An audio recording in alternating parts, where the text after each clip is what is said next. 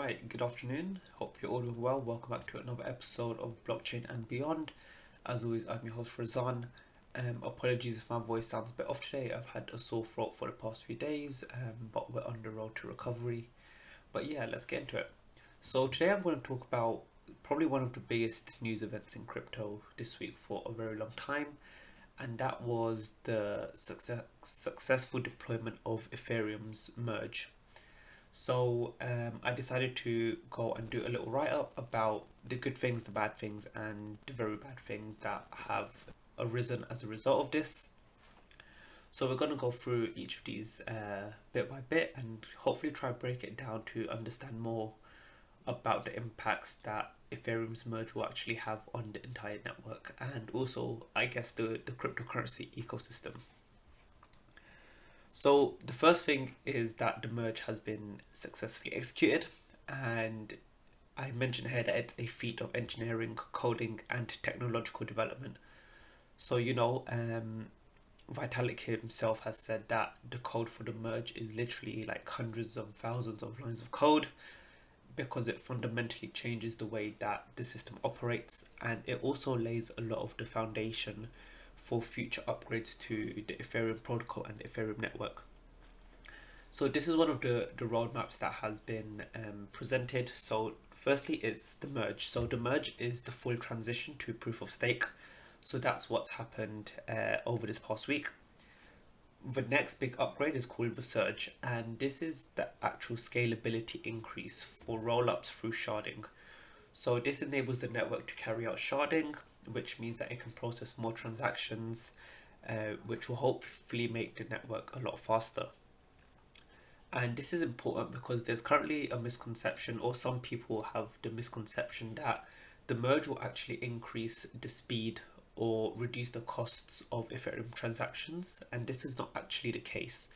So the computation layer has not actually been changed. So the computation layer is the part of the Ethereum network that actually carries out all of the calculations of the smart contracts and the execution of the smart contracts.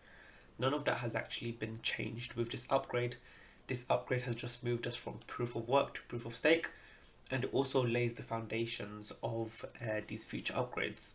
So that is massive, and because deploying something like this on a wide scale across many number of nodes globally at the same time is a very difficult task, and it seemed to have gone off without any major hitches, which is really good because I know they have done test deployments in the past on some of the test nets, which I believe didn't go as planned, but it seems that they've ironed out most of the issues that they had at that point. So the next good thing is actually that Ethereum is now less inflationary. So Ethereum as proof of work was actually inflationary. It would mint new Ethereum with each block.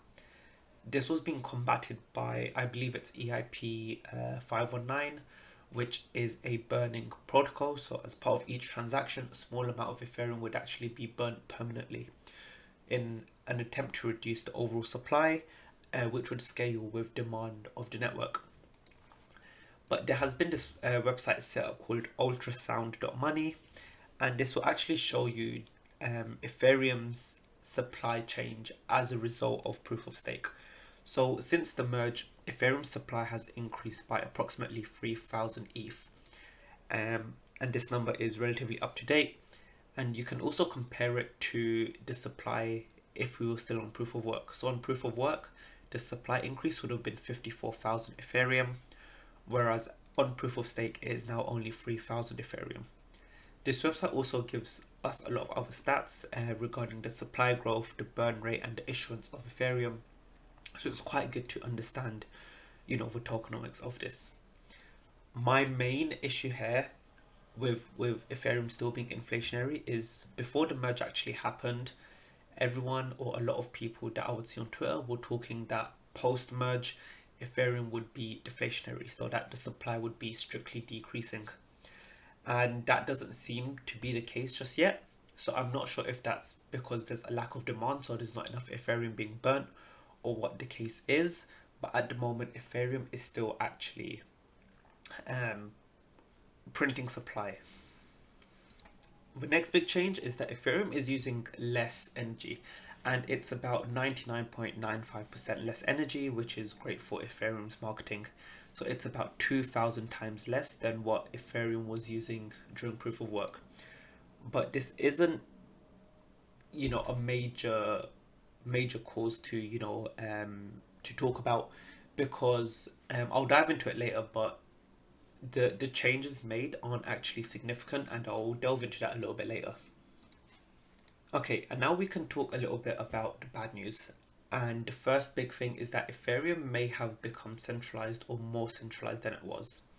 So at one point following the merge, 42% of the blocks were built by two validators. In this case, it was Lido and Coinbase. And 7 entities controlled 2/3 of all of the Ethereum stake. So we have this platform called Dune.com, and here they actually have some statistics about which entities have deposited Ethereum into the proof of stake protocol. So the largest depositor is Lido. They control approximately 30% of all the Ethereum deposits. 26.6 is from others, so that means about 75% is controlled by other entities. About 14% is controlled by Coinbase. So just between Coinbase and Lido alone, that's about 44% of the Ethereum stake they control. Kraken has another 8.3%, and Binance has a 6.6%. So between those 4 entities, they actually control a lot of the staked ETH supply, which can be a cause for centralization. And now we can actually move back to the Ethereum's energy consumption. So Ethereum's energy consumption may have dropped by changing from proof of work to proof of stake, but the overall energy consumption, I would say globally or across the crypto ecosystem, would not have changed significantly. All that's happened is that the energy consumption has moved from one place to another. So the two cases I've kind of outlined here is that previous Ethereum miners would have moved over to other proof of work chains, whether that's BTC, Ethereum Classic, or Litecoin. And we can see here, so before the merge, Ethereum Classic's hash rate was about 50 terahertz. And after the merge, it jumped up to 300 terahertz, which is like a 6 times increase, which is quite insane to think about. It's currently at approximately 200 terahertz, which is a 4 times increase from what it was averaging beforehand, which shows that people have just moved. People haven't stopped mining. People have just moved from what they're mining to a new platform. And the other point I've outlined is that the miners who would have sold their hardware, such as GPUs, have effectively just sold these assets to gamers, editors, artists, or other miners. So professions that actually require these GPUs, because the demand for GPUs is so great across the world that the supply chains are already running at maximum capacity. So any excess supply is just going to be picked up by anyone else. So anyone selling a GPU will be picked up by someone who's actually going to start using that GPU immediately. So the energy consumption hasn't gone anywhere. The energy consumption has just moved from one place to another. So they haven't actually done anything to reduce global energy consumption.